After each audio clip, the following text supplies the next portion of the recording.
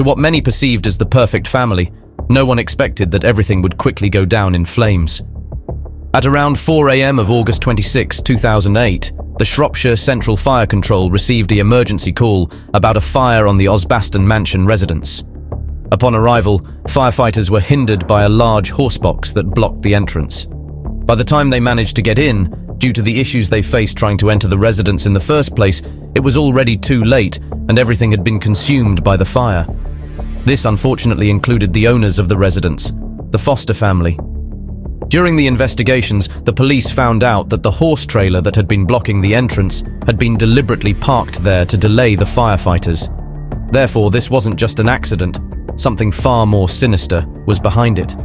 The question arose, who harbored animosity towards this beloved family? Who could be responsible for their tragic demise? The unsettling discovery in the footages recovered by the investigators from the security cameras gave them the answers they sought, but in turn, also sent chills down their spines. This is the shocking case of the Foster family. Christopher Foster, always destined for success, was characterized by his mother, Enid, as a proactive achiever who sought opportunities for financial gain from a very young age. He shared aspirations with his younger brother, Andrew Foster, of emulating their late father, who was a sales director, as they wanted to be successful businessmen. However, despite their common goal, Chris and Andrew's relationship had always been strained since childhood. Andrew later revealed the difficulties in their bond, attributing it to childhood dynamics. Chris, perceived as more confident and self-assured, cast a shadow over his quieter and less assertive brother, Andrew. Both siblings, however, maintained a close relationship with their mother, Enid, who cherished them both, though harboring a special fondness for Chris. In 1987, Chris tied the knot with Jill, a housewife who later gave birth to their daughter and only child, Kirsty, in 1993. Chris's journey to wealth and success in the late 80s began when he worked as a salesman, selling mattresses and cheap pizza boxes for insulation. All changed, and his life took a transformative turn when he witnessed a news report leading him to establish a prosperous engineering company. This venture ultimately propelled him to self-made millionaire status, thanks to the development of a groundbreaking insulation material that would be widely utilized in the oil industry as a result of what he saw on the news. The Piper Alpha oil rig explosion on July 6, 1988, resulted in a devastating fire lasting for days and claiming 167 lives. Chris astutely seized this tragedy as an opportunity, identifying a niche market for fire-protected insulation tailored to gas and oil rigs. Although several oil companies expressed interest, they demanded proof of the product's efficacy before committing to any contracts. To meet this requirement, Chris took a significant financial risk by mortgaging his house for £5,000 to fuel a demonstration. The successful test, where Ulvershield, as he named it, displayed exceptional resilience compared to other oil rig insulations that burst into flames and even earned a rare A1 fire test rating. Major oil corporations promptly placed orders, catapulting Christopher Foster into millionaire status almost overnight. Reports circulated that he was accumulating so much money that he did not know what to do with it.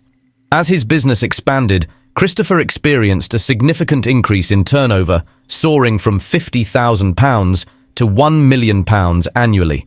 According to his personal assistant, it seemed as though Chris was put on earth for the sole purpose of spending a lot of money. Although he allocated himself a monthly salary of £10,000, he was known to withdraw an additional £15,000 from the company's accounts for personal expenses. By 2004, Chris's net worth was reported to be £10 million. During that same year, after a shopping excursion, Chris and his wife Jill had come back home when Jill stumbled upon a house while perusing the pages of Shropshire Life magazine that really captured her attention. This was no ordinary house. It was the Osbaston house, an exquisite mansion nestled in Massacre, an affluent village in Shropshire, England. Spanning 16 acres, the property boasted a private lake and even had riding paddocks. Despite the around £1.5 million asking price, the residence still required some work. Jill was so enamored with the property that Chris promptly submitted an offer the following morning. The Fosters quickly sold their own home, relocating to the Osbaston house. Subsequently, Chris invested an additional £50,000 in installing a swimming pool and landscaping, After settling into their new home, Chris indulged in a lavish lifestyle, acquiring 2 Porsches, one for himself and one for Jill, a James Bond-style Aston Martin, Range Rovers, a tractor, and various other vehicles. Their daughter Kirsty was enrolled in an exclusive private boarding school, and Chris also bought her a number of horses. Kirsty spent time with her horses whenever she wasn't at school, and engaging in riding competitions was described by friends as quiet, caring, and kind. On top of that, Chris also bought 4 dogs and several doves. Chris further enhanced their lifestyle by hiring a housekeeper and a personal assistant, and the house was adorned with over £200,000 worth of antique furnishings. Chris's most expensive hobby seemed to be his passion for shooting, evident in his ownership of numerous high-priced guns, ranging from £12,000 to £12,500, or almost $20,000 at the time. He frequently participated in shooting parties, sometimes extending for 3 days, resulting in bills reaching as high as £8,000. He also had a tendency of leaving his firearms scattered around his residence. Occasionally, when doves caused a mess on his cars, he would shoot them, much to Jill's dismay. In one disturbing incident, Kirsty's black Labrador began bothering the sheep. Unable to control the dog, Chris resorted to taking it down a country lane and shooting it in the head. Although a thriving entrepreneur, Chris lacked long-term vision, characterized as impulsive by acquaintances. He exhibited a desire for instant gratification and swiftly severed ties, holding grudges against those who displeased or went against him. Chris derived satisfaction from others admiring him and coveting his material wealth. Social status held significant sway in his life, and over time, both Chris and Jill ascended to higher social circles. It became evident to Chris's close ones that he harbored a desire to completely disassociate from his Wolverhampton origins. Jill found joy in going for shopping sprees, dedicating her days to pampering herself with activities like nail and hair appointments, along with occasional beauty treatments such as manicures and Botox. Chris and his loved ones frequently embarked on opulent family vacations, luxuriating in top-tier hotels and relishing the finest cuisine money could offer. These extravagant holidays sometimes incurred costs of up to £20,000 each, a sum Chris didn't hesitate to spend. However, unbeknownst to those in his circle, Chris was significantly stretching his financial limits and compensating by withdrawing funds from the business. His unrestrained spending resulted in a financial imbalance, with more money flowing out than coming in. You see, in 2003, Chris signed an exclusive contract with a company called DRC, granting them sole rights to produce the oil rig sealant he had invented. By 2004, as previously mentioned, his net worth had soared to £10 million. However, a year later in 2005, he found himself saddled with £2.8 million in debt. Rather than implementing cost-cutting measures, Chris, consumed by his spending addiction, attempted to address the issue by seeking additional funds from alternative sources. Despite the exclusivity agreement with DRC, he proceeded to sign a second contract with another company for the sale of his product. DRC discovered this breach and took legal action against Chris, ultimately suing him and acquiring his patent. They in turn made it a global success. Chris faced bankruptcy, and in 2007 his company went into liquidation. £3 million worth of his assets were frozen, and his salary ceased. Despite being in dire straits, Chris persisted in carrying on as if nothing significant was happening. Simultaneously, Chris found himself in a dispute with his accountant, who reported him to the Inland Revenue for tax evasion. Chris had neglected to pay VAT, national insurance, and various other taxes. To tackle the mounting tax obligations, he resorted to borrowing from banks, attempting to alleviate the financial strain. Additionally, he remortgaged the Osbaston house 3 times and overdrew from more than 20 different bank accounts. Despite his outwardly lavish lifestyle and continuous spending, Chris managed to conceal the fact that he was deeply submerged in debt. Over the ensuing 12 months, he engaged in his hobby of clay pigeon shooting and still drove around his extravagant cars. People who knew Jill didn't know for certain if she knew the full extent of her husband's financial troubles or if he had shielded her from the harsh reality, but she certainly didn't show signs of reducing her spending either, and she didn't share any concerns with her friends. Chris found himself grappling with overwhelming challenges, aware that time was slipping away and fearing the imminent loss of everything.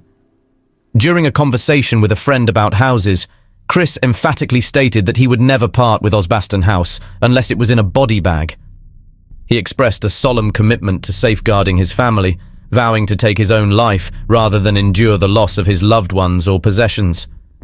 Struggling with the pressure to maintain his flashy appearances and having the knowledge that time and also his money was running out, Chris sought professional assistance. On multiple occasions, he confided in his doctor, revealing feelings of depression and having thoughts of taking his life. He started taking antidepressants, but his doctor did not take him seriously regarding his thoughts of ending his own life. Little did anyone know at the time that something unimaginable would occur. In the week preceding the August bank holiday weekend of 2008, Chris stumbled upon a letter from the bailiffs attached to the front gate. The letter conveyed the unsettling news that they intended to return the following Tuesday to reclaim the house and other assets. The housekeeper stated that when she showed him the letter, Chris appeared perplexed, but remained silent. This letter would become the catalyst for the tragic events that unfolded later. The nightmare Chris had been evading was now becoming a harsh reality. Struggling with financial problems, he teetered on the brink of losing all his material possessions, and the impending ordeal was set to be known by everyone, something that he didn't really want. The thought of Kirsty and Jill losing the accustomed lifestyle proved unbearable for Christopher. Kirsty faced parting with her cherished horses, and the family had to face the likelihood of returning to Wolverhampton, bidding farewell to their luxurious way of life. For a man of Chris's pride, such a situation would be deeply humiliating. On August 21st, 2008, a friend reached out to Chris via text, inquiring about his well-being, in which he responded, "Not good. Things are coming to a head for me soon." This communication was the only insight the friend received, unaware of the underlying financial troubles Chris was grappling with. On August 25, 2008, the Fosters received an invitation to attend a barbecue and clay pigeon shooting event. The 50-year-old man, accompanied by his 49-year-old wife and their 15-year-old daughter, then proceeded to join the gathering. None of the attendees noticed any signs of distress in Chris or the other two family members. Witnesses recall Chris appearing his usual cheerful self, and even in this photo captured during the event, the family exuded happiness, oblivious to what Chris had planned for later that night. In the preceding week, Chris had delved deeply into suicide websites online and had spent the same afternoon reminiscing over old family photos in the album that reflected happier times. Expressing his desire to leave the party, Chris informed his wife that he had had enough for the night. Although Jill preferred to stay a bit longer, they eventually departed around 8:30 p.m., reaching home just minutes later at 8:44 p.m., with their final moments as a family captured by the home's security footage. Shortly after, Jill retired to bed. At 11:30 p.m., Chris went upstairs to check on Kirsty, urging her to go to bed as she continued texting a friend online. Around midnight, Chris decided to turn off the internet, compelling Kirsty to conclude her conversation with her friend and retire for the night. At 3 a.m., Chris set out to claim his first victim. Using a silenced gun, he entered the room where his wife was asleep and shot her in the back of the head as she lay unsuspecting. He then proceeded to Kirsty's room and inflicted a similar fate upon her. The home's security cameras captured Chris as he took one of his shotguns and ventured outside to the dog kennels. Each dog fell victim to a gunshot to the head as well. Chris then made his way to the barn housing the horses, repeating the same sinister act. Following this, he set the barn ablaze, with all the animals inside. In the footage, Chris appeared methodical and almost robotic, devoid of expression or any semblance of remorse.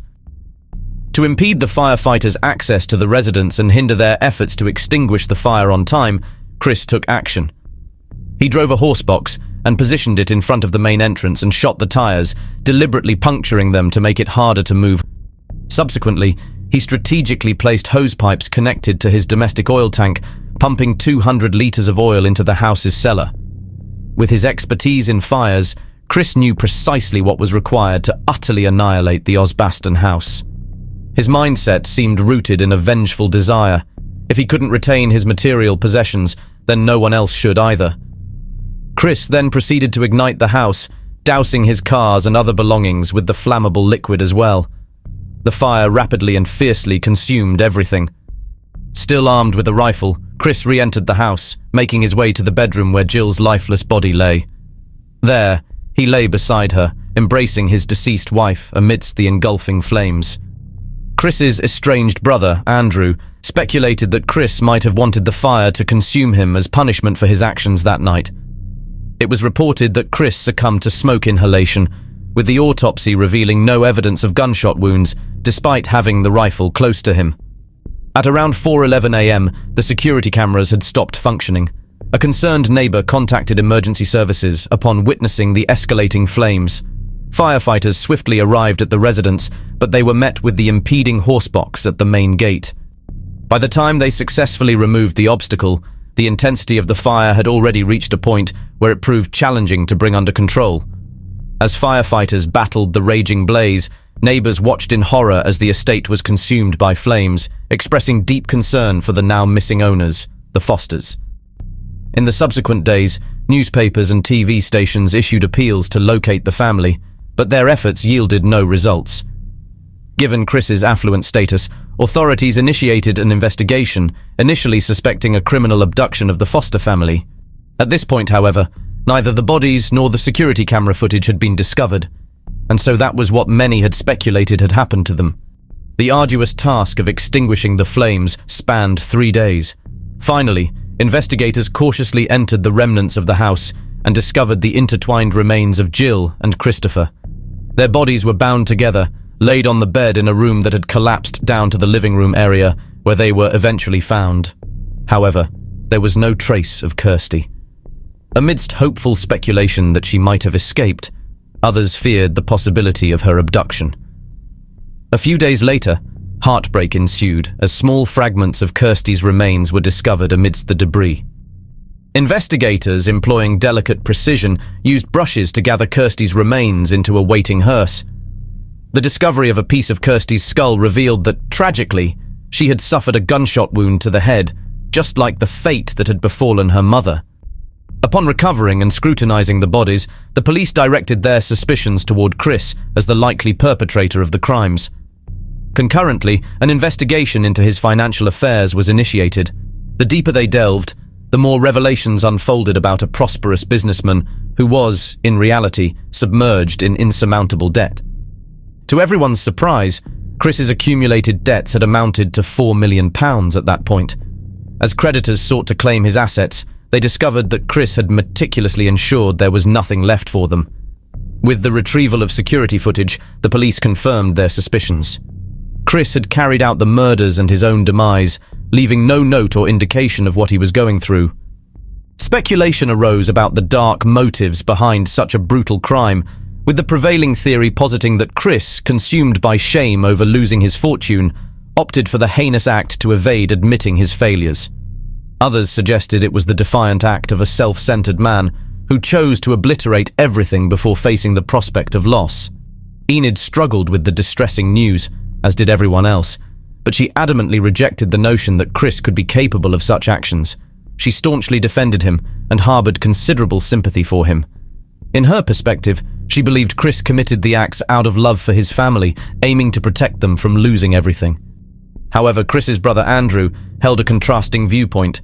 Having not spoken for 16 years, there were fleeting thoughts of reconciliation for the sake of their mother, but fear restrained Andrew from going to his brother's house with apprehensive thoughts of encountering a potentially hostile situation. Andrew asserted that Chris bullied him during their childhood and had even allegedly sexually assaulted him. This tumultuous history led Andrew to maintain silence for the 16 years. According to him, Chris exhibited traits of a bully and control freak. In response to Andrew's 1999 letter extending an olive branch for a mature conversation, Chris replied with a note demanding a written apology, adding, "You've got to beg and scrape on bended knee to come to me and Jill."